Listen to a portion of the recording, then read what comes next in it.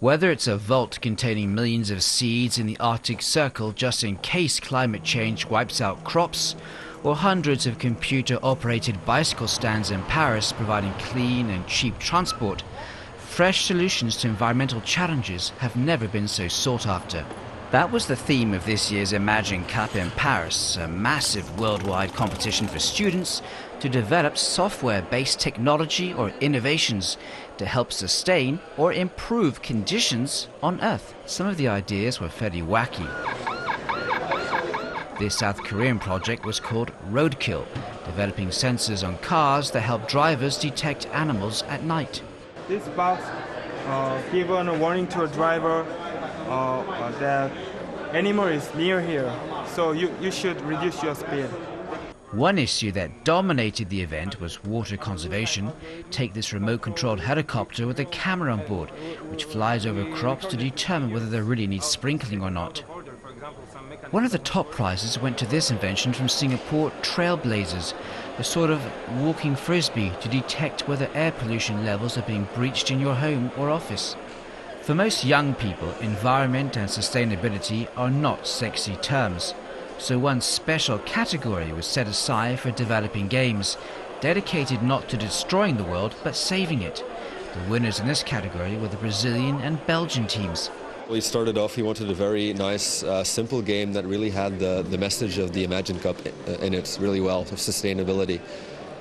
So we went off designing this pretty simple puzzle game that has like a message to it. We have worked a lot in this project, in this game. We have given our sweat, our blood in this game, and we expected to be in the finals, and we have been here.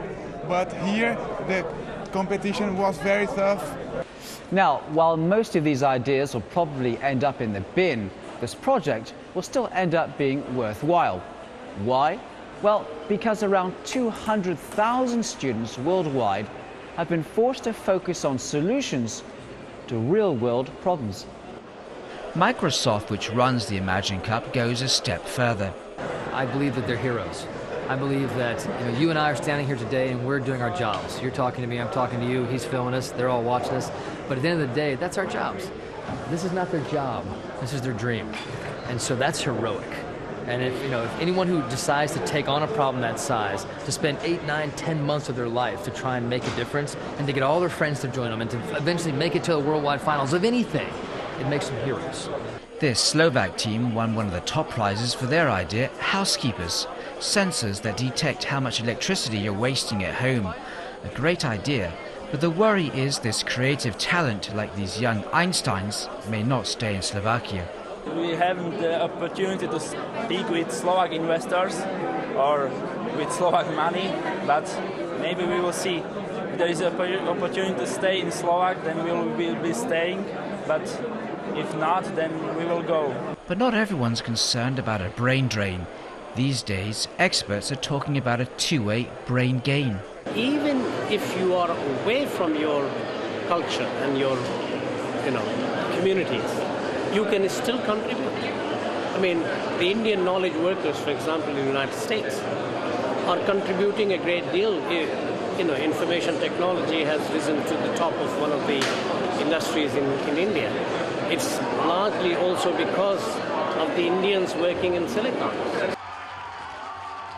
These new generation of self-confessed geeks may be at the forefront of developing groundbreaking software that could save the world. The challenge now is to market them and make sure these solutions find their way into the real world.